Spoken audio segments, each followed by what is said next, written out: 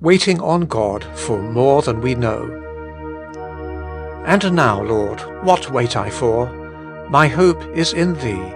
Deliver me from all my transgressions. Psalm 39, verses 7 and 8. There may be times when we feel as if we knew not what we are waiting for.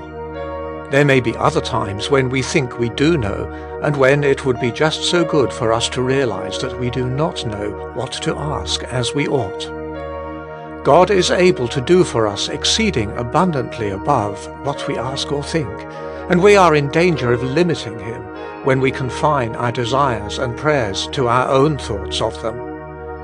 It is a great thing at times to say, as our psalm says, "And now, Lord, what wait I for?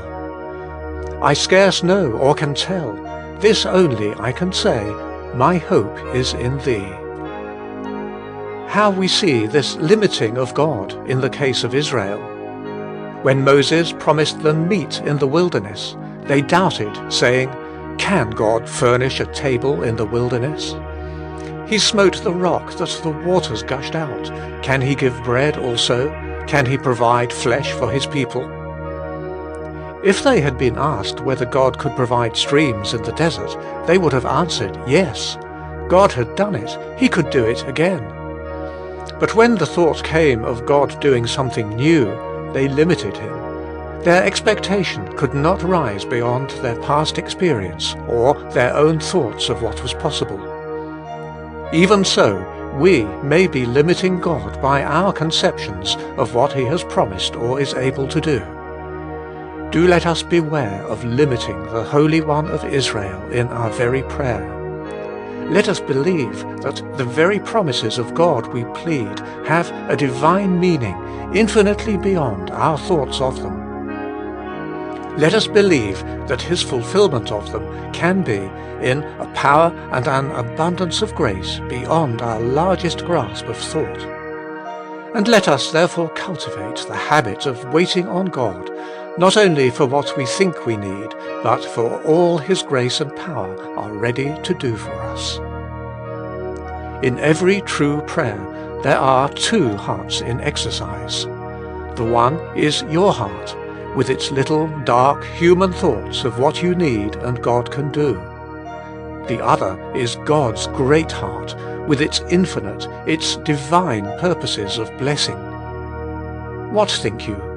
To which of these two ought the larger place to be given in your approach to Him? Undoubtedly to the heart of God. Everything depends upon knowing and being occupied with that. But how little this is done. This is what waiting on God is meant to teach you.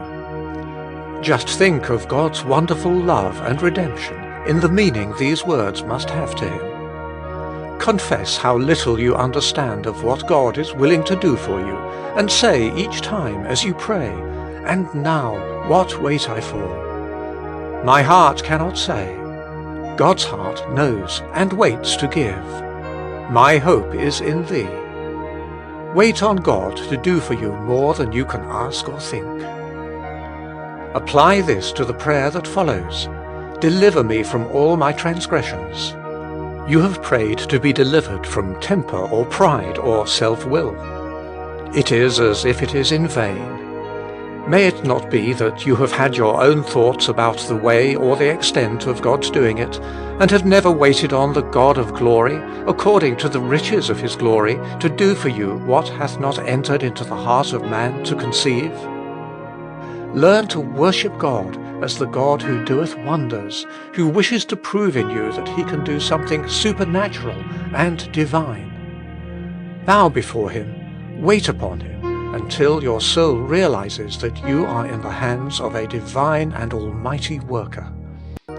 Consent but to know what and how He will work. Expect it to be something altogether godlike, something to be waited for in deep humility and received only by His divine power.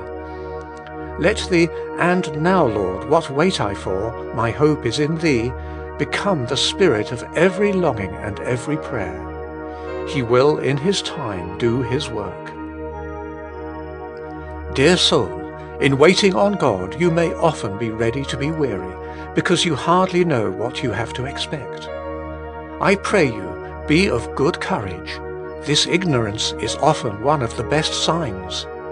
He is teaching you to leave all in His hands and to wait on Him alone. Wait on the Lord, be strong, and let your heart take courage. Yea, wait thou on the Lord. My soul, wait thou only upon God. End of 13.